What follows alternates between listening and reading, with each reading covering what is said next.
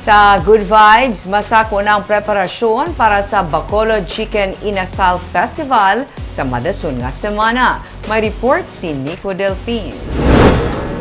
Sa Mayo 24 tubtob 28, sugura na sa Bacolod Traffic Authority Office ang pagpatuman sang road closure halin sa North Capitol Road nga isa sa main festival site sa Bacolod Chicken Inasal Festival.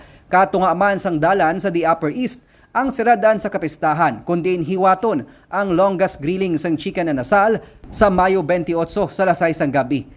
This is like a mini Mascara Festival, but of course iniya focus kita sa aton nga manukan kag aton nga mga Bacolod Chicken Inasal, no?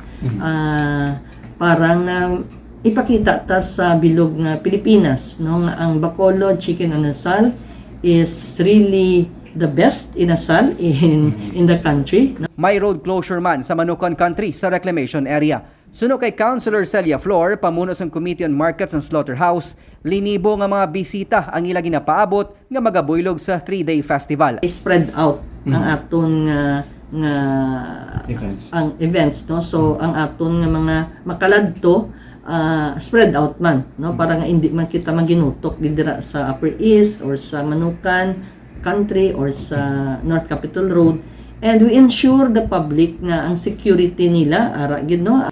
Nakahanda man ang 596 ka mga police personnel nga magabulig agud mapasiguro ang kalinong sa liwat nga pagsaulog sang syudad sang tuigan nga festival. Tuyo sang syudad nga masobrahan pa ang record sadto sang pinakamalaba nga pila sa mga ginaasal nga manok. Nico Delfin para sa DigiCast Negros.